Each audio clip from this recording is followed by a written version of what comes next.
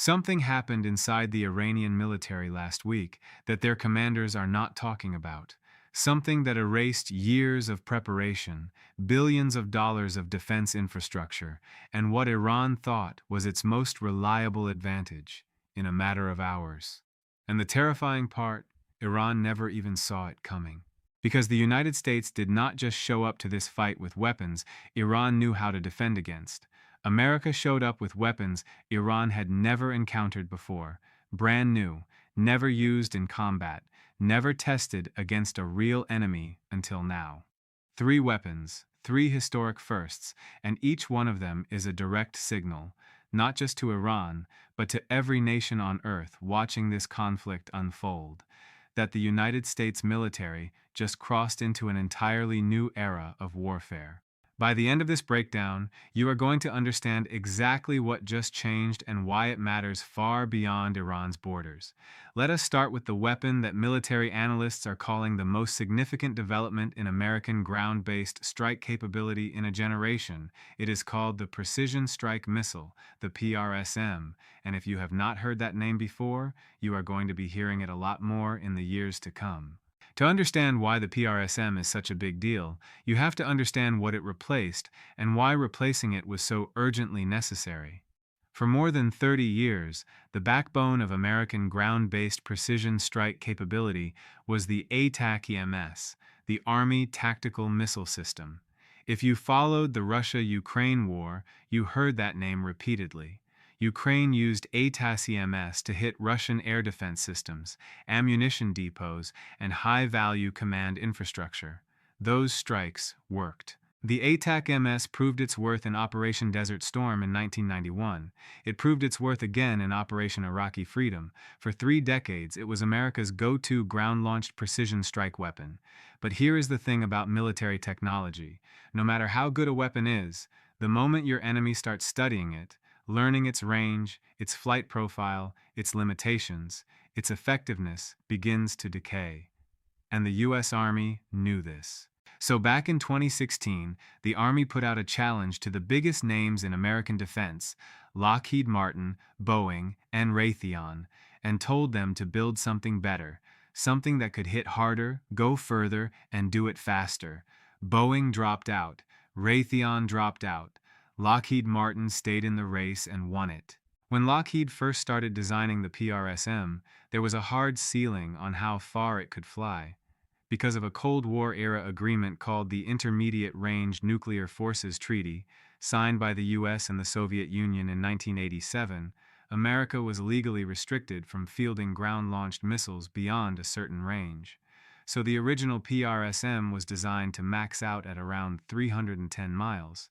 That is 500 kilometers, still significantly better than the ATAC-EMS, which topped out at around 190 miles, but 310 miles was the ceiling. Then, in 2019, something changed. The United States formally withdrew from the INF Treaty, and overnight, that ceiling disappeared. 310 miles was no longer the goal, it was the starting point. Suddenly, Lockheed Martin had permission to push the PRSM into territory that was previously off-limits. Plans expanded immediately. The Army announced it wanted the range pushed past 400 miles, then past 600. But before we get into the future development roadmap, let us talk about what the PRSM can already do right now, because it is already remarkable. First, the PRSM does not need any new launcher. It fires from the exact same platform already deployed across the U.S. Army and many allied militaries, the M270 and the M142 HIMARS.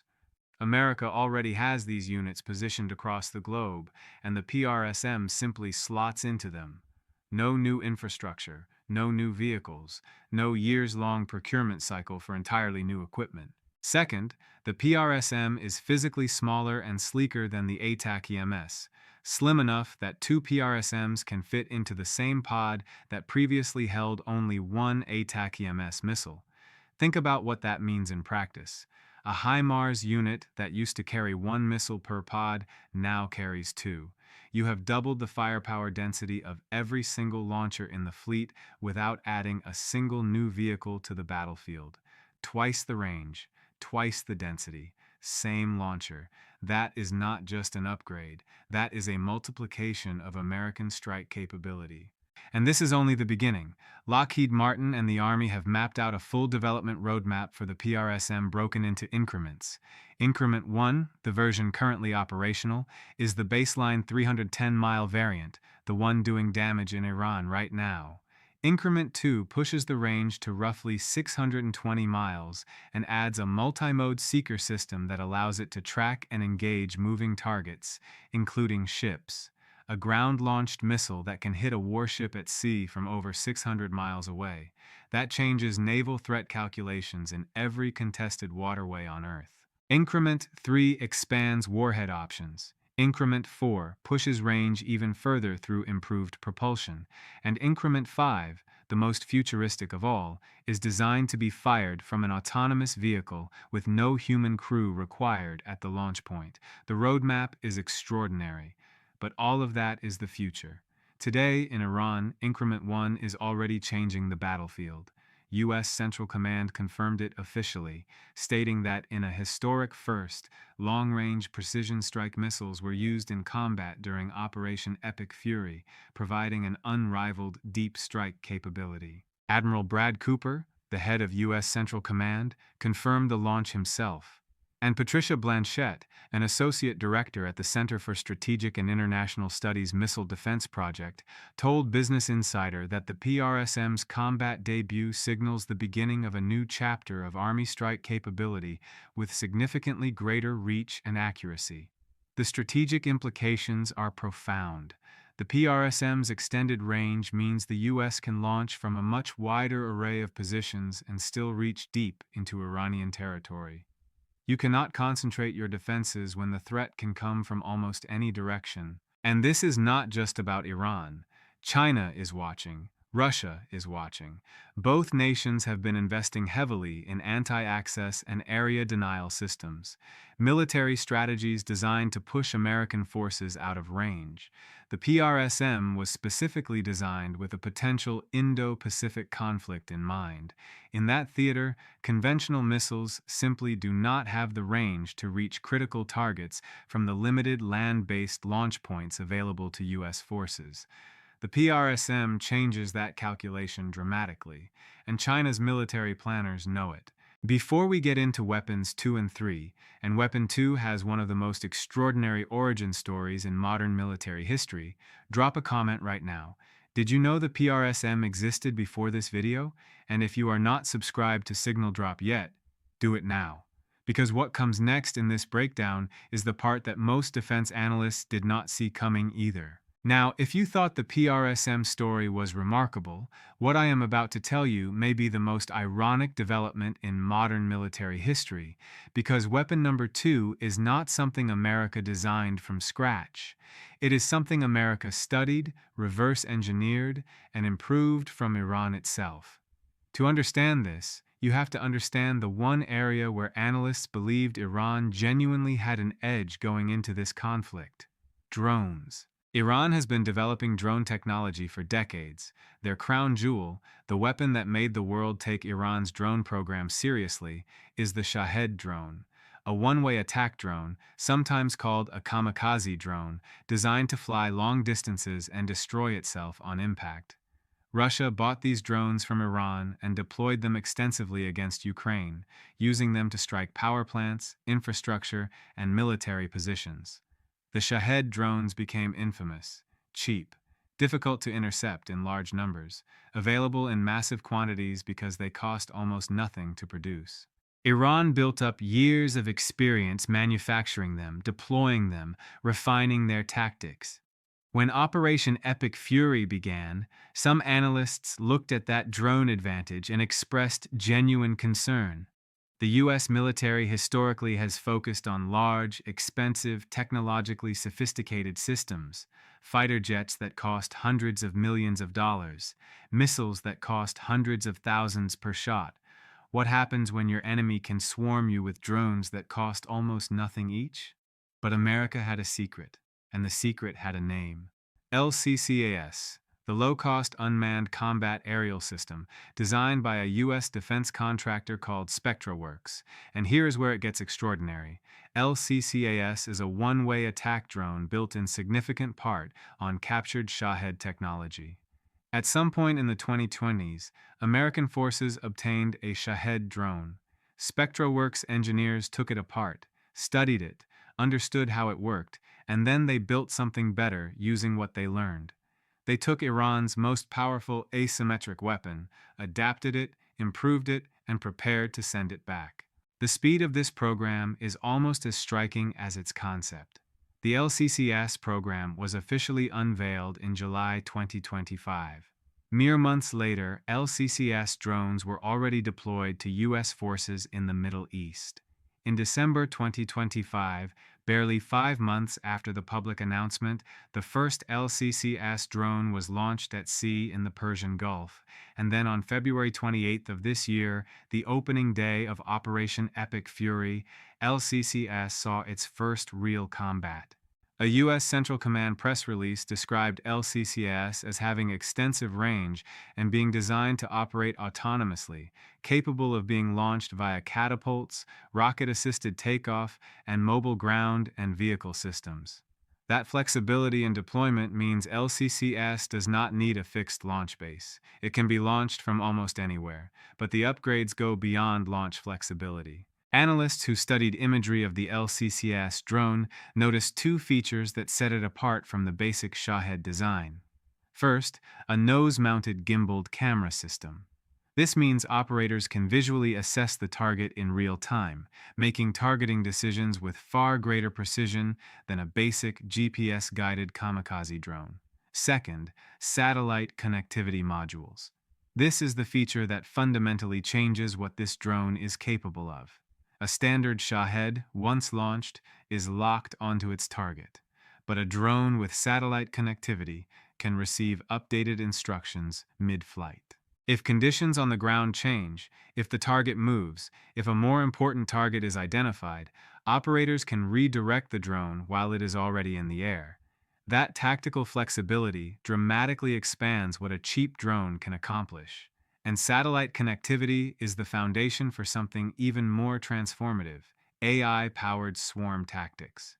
The ability to coordinate hundreds, potentially thousands of autonomous drones through AI systems, saturating air defenses, overwhelming radar, creating corridors through which larger weapons can travel unimpeded.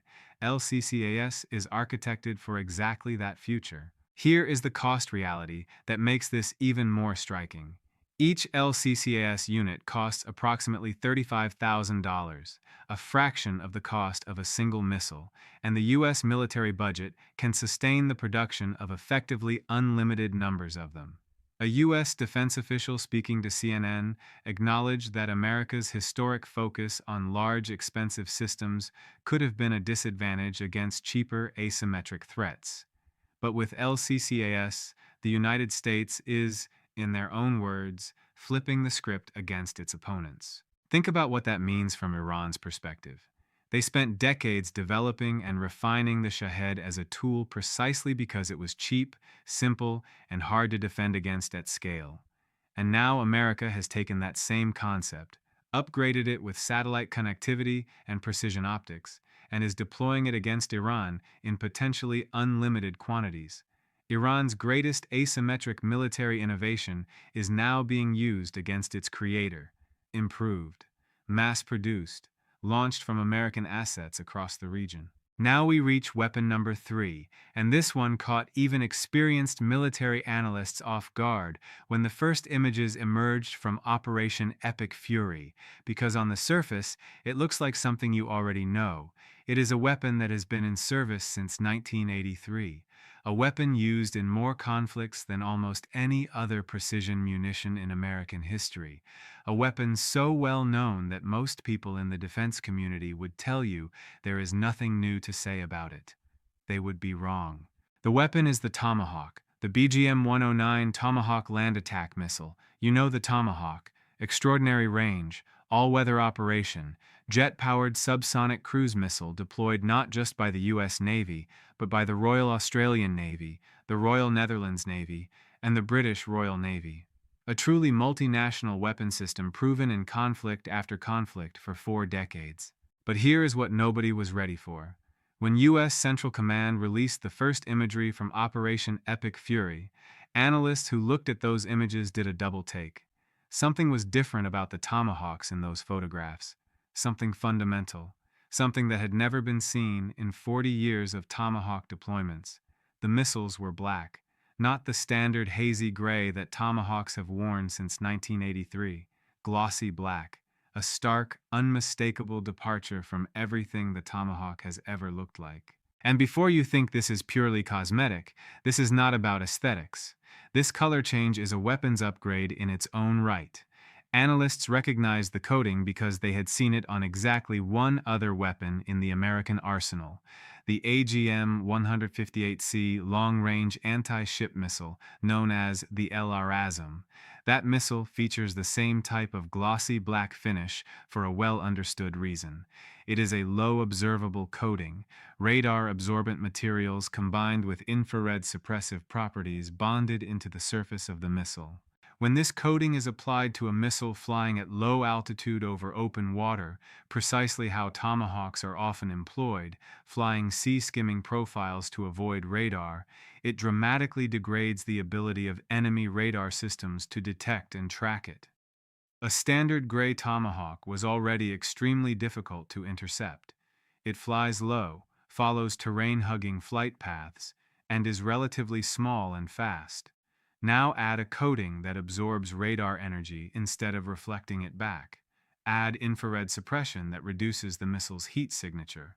That already tight detection window narrows further, potentially to the point where Iranian radars do not register these missiles until they are too close to intercept. U.S. military reporting indicated that these black Tomahawks were used specifically in strikes aimed at neutralizing Iranian air defenses and maritime targets, possibly including naval infrastructure near the Strait of Hormuz. That targeting profile is exactly what you would expect from a stealthier variant. You use your least detectable weapons first. You punch holes in the radar networks. You clear the path. Then everything else comes through behind them. And Iran, for all its investment in air defense systems, almost certainly had no preparation for this. You cannot design a countermeasure for a weapon you do not know exists. Iran's radar operators were calibrated to detect Tomahawks based on 40 years of observing standard gray Tomahawks. The black variant rewrites those detection parameters entirely. The black Tomahawk represents a deliberate shift in American cruise missile doctrine. For decades, the U.S. pursued strike capability primarily through speed and precision. That remains the doctrine. But now there is a new layer, stealth, not just in aircraft, but in the missiles themselves. Weapons that are not just precise and fast, but functionally invisible to the systems designed to stop them. If you are Iran and you cannot reliably detect incoming cruise missiles, your entire investment in air defense infrastructure becomes uncertain. Your radars, your interceptor batteries, your command and control systems, all of it is built on the assumption that you will have some warning, some time to react. The Black Tomahawk eliminates that assumption, and as with the PRSM, as with LCCAS, this is not just about Iran. Every rival nation with significant air defense infrastructure is now running threat assessments. Russia and China both have invested enormous resources in radar systems and surface-to-air missile networks. Both are now recalibrating how effective those investments are against an American arsenal that includes radar-absorbent cruise missiles they had no prior data on. The Black Tomahawk's combat debut in Operation Epic Fury marks what analysts are calling a clear strategic shift towards stealthier cruise missile capability across the board. Now let us zoom out, because these three weapons did not appear in isolation. They were introduced simultaneously in the opening salvos of a real combat operation against a real adversary with real air defenses, and that matters enormously.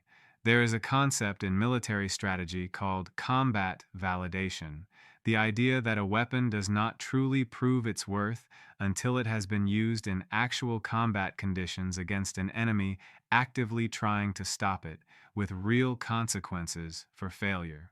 All three of these weapons just achieved combat validation simultaneously in the same operation against the same adversary. The PRSM's combat debut has been confirmed as the beginning of a new era of Army strike capability. LCCAS drones have demonstrated that America can field cheap autonomous one-way attack systems at scale, matching and decisively improving upon the asymmetric tactics that concerned analysts most going into this conflict. And the Black Tomahawk has proven that America's most battle-tested cruise missile has received a stealth upgrade that neither Iran nor any other adversary had apparently anticipated or prepared for. Every nation watching this conflict, and all of them are watching, now has to update their threat assessments, their assumptions about what American forces can reach, what they can hit, and how detectable the incoming weapons will be. All of those assumptions need to be revised. For China, the PRSM is a direct and pointed message. The entire Indo-Pacific strategy of pushing American forces out of effective range just got significantly harder. Land-based launch positions that were previously too limited in range to threaten critical Chinese military assets can now be equipped with missiles that go further, hit harder, and do it from the same launcher infrastructure that already exists in the region. The range equation just shifted in America's favor. For Russia, the combination of LCCAS drone technology and the Black Tomahawk's stealth coating raises urgent questions about the reliability of the air defense investments Russia has made and exported to other nations. And for Iran, the immediate reality is stark. The country invested heavily in the assumption that it could absorb an initial American strike and respond effectively with its own drone and missile arsenal. But if the opening salvos of Operation Epic Fury used weapons Iran's radars could not adequately detect, and drone systems built from Iran's own captured technology, then the premise of that entire defensive strategy has been undermined at its foundation. 3 weapons, 3 historic combat debuts, all in the same operation. The Precision Strike Missile, next generation, ground-launched, traveling almost twice as far as anything it replaced, firing from existing launchers with twice the firepower density per unit, already in service and already in combat.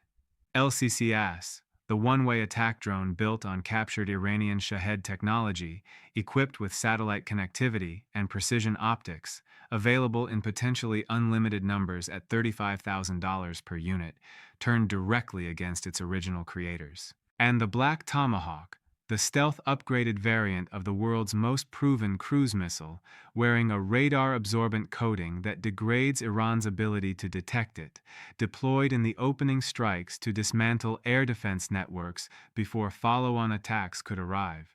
What we are watching in real time is the U.S. military doing something it does better than any other force on Earth, not just maintaining superiority, actively expanding it. Taking existing platforms, upgrading them with new technology, and fielding those upgrades in real combat faster than adversaries can adapt. The PRSM did not need a new launcher. The Black Tomahawk did not need a new ship. LCCAS did not need a decade-long development cycle. These are fast, targeted, high-impact upgrades, and they are working. Subscribe to Signal Drop so you do not miss what comes next. We are covering every development of this operation as it unfolds, the weapons, the strategy, the real analysis behind the headlines. And tell us in the comments, which of these 3 weapons surprised you the most?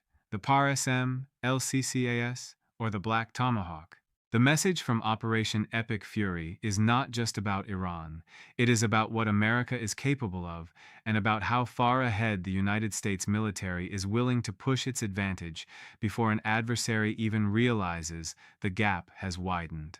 Iran never saw it coming. And right now, every other potential adversary on Earth is trying to figure out what else they do not know about.